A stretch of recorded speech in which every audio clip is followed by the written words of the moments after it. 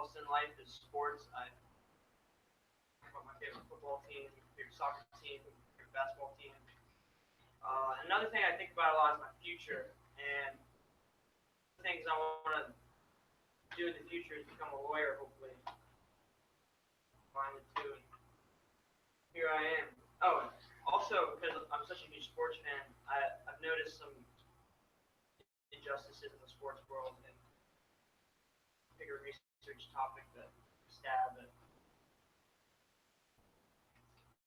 So, pictured here is LeBron James, probably the greatest basketball player to ever walk the planet. Who's young, his hairline's intact too. And next to him is Diana Taurasi, female basketball player. She's an NCAA champion, a 3-time WNBA champion. She's a female LeBron, basically. And in the year 2014, Diana Taurasi made $107,000, which is WNBA for the Phoenix Mercury, which is it's actually really good. But when you compare it to in 2014, which was $20.6 million, it's ridiculous. It's 192 times what Diana Taurasi made. Also, another ridiculous stat is that in that same year, Taurasi made $107,000. Drew Gooden, a bench warmer, a backup for the Washington Wizards, $50,000 just to like sit the bench for a year. The greatest female athlete alive made less than half that. So that's just ridiculous. It's absurd, honestly.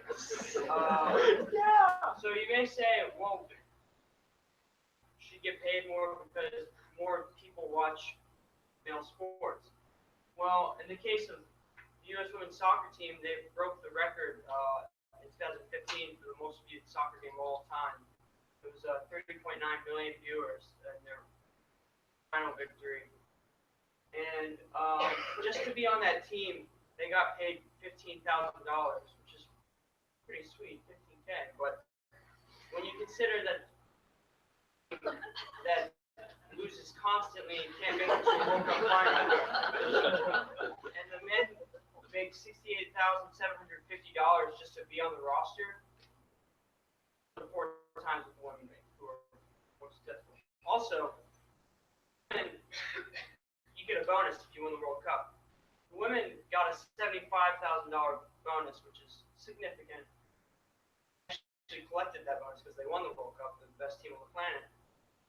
The men won the World Cup, probably never happened, but the men would get $407,000, or $407,608.70. 5 times the championship bonus the women has. So, this disparity in pay between men and women in national sports.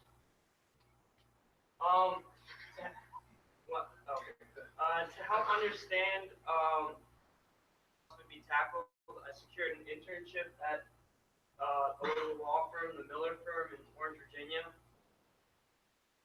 My mentor, Mike Miller, he's one of the most successful lawyers on the East Coast.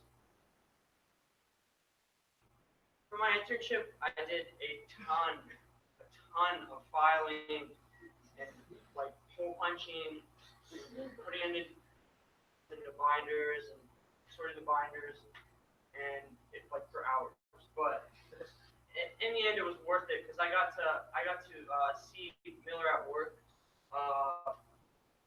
meet with a few clients. I got to see how they feel each other out, how he decides to take them in. He's the right lawyer for them. Unfortunately, I didn't get to go into a courtroom with him because are in like Philadelphia and New Orleans. Long hike, so I didn't get to make it in there. But great experience for me because I want to be a lawyer in the future and to see how hard they have to work and so many cases, all the filing stories. It was actually pretty awesome. So, getting back to inequality in sports, I interviewed my mentor, and he said that for a problem that big to be tackled in the news, that would have to really get traction, like Brown's Board of Education did with segregation. I thought maybe the U.S. Women's National Team, when they held out for equal pay to the men, that would be the court case that maybe got the ball rolling on equal pay.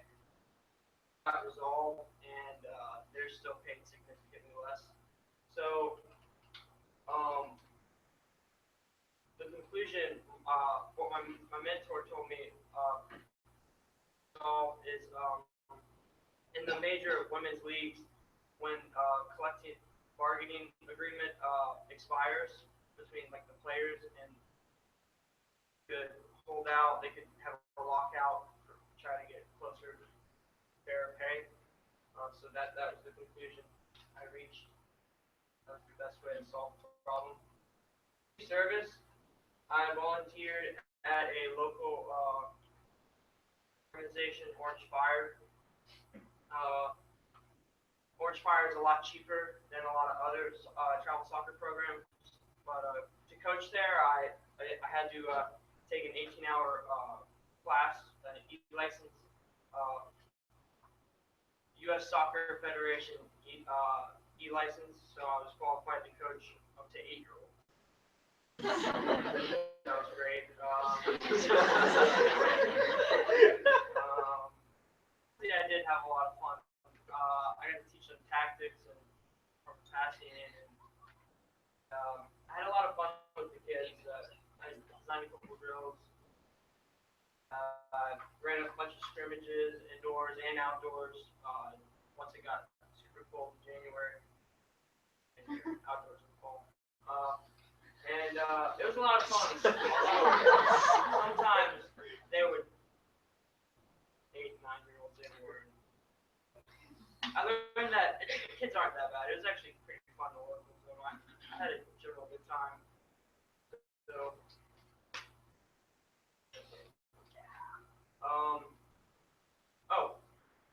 for my legacy, because I wasn't getting a paycheck and I was still coaching, me and my 3 other coaches who weren't getting a paycheck, and so that helped towards the budget, and we were able to get $1,200 in the budget scholarships for Orange Fire for kids who couldn't afford to be in travel soccer. So we handed out 2 $300 scholarships and 3 $200 scholarships. Didn't have cash, so at all. So also, that was part of my legacy. That was more of a group effort with a couple people, and I wanted something individual too. So I cash for the U.S. Soccer Federation Foundation, and it's $100. Having a soccer ball and shin guards for half a team somewhere in America who didn't have the cash for it. So this also my advice for future seniors.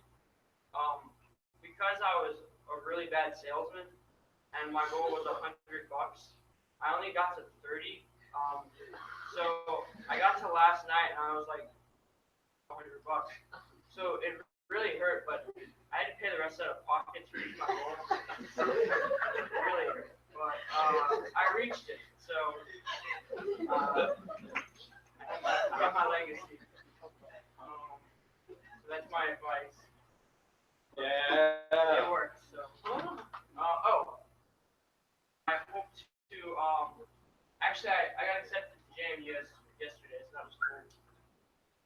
I hope to enroll in a program in JMU or Virginia Tech, or hopefully the dream is to go to the University of Maryland and eventually go to their law school. But Virginia would also be really cool to go to. I just one of them will take me at least. Yes, that's my future. Oh yeah. Also, I learned in the project that being a highly successful lawyer pays, and so I thought obviously I couldn't do it right out of college, but if I worked hard enough when I was like 50, 60, maybe I could live a awesome lifestyle. Like my mentor, he had suing people on his spare time.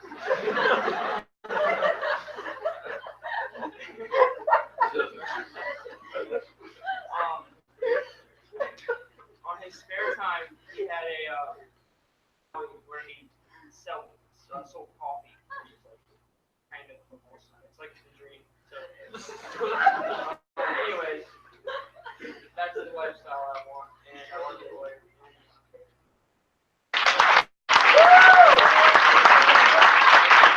I love your comment.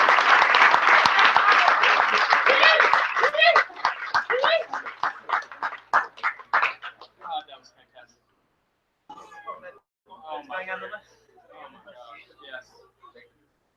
Oh my God. Oh, I got a question. How you did like that team? I was trying to give you a compliment first as possible. So that team efforts where you guys were doing some stuff with the local thing, and then how you, even though you had to pay out of pocket a lot of that U.S. Soccer Federation stuff, that you were able to do something locally and kind of outside of your local community. I thought that was the question I had is you were talking about inequality at the beginning, this issue between men and women and how they're paid in sports. Pictures that I saw from your community service where you were working with the teams, and I was just curious, was this a boys only rec league and have worked with a co-ed team or maybe some female teams as well? How do you think that would have played into like your sympathies and your empathies that you talked about at the very beginning as far as would that have deepened your concern in any way? It definitely would have, because working with women would have, but it was a travel program. I worked with boys. There was also a girls coach for she went in the project because she was getting paid, but she didn't pay as much as you get paid. Okay, well then she got paid more. But yeah, if I had worked with women, it definitely would have probably invested in trying to get women paid. So if you become a lawyer someday, do you think you'll go into like passionately trying to help the issue? Or will you be able to tie the two together? Honestly, if I were to get a law degree, if I wanted to go into that, I would probably actually want to become more of a sports agent. That's more of a sports agent area, where you pay more sports than a lawyer.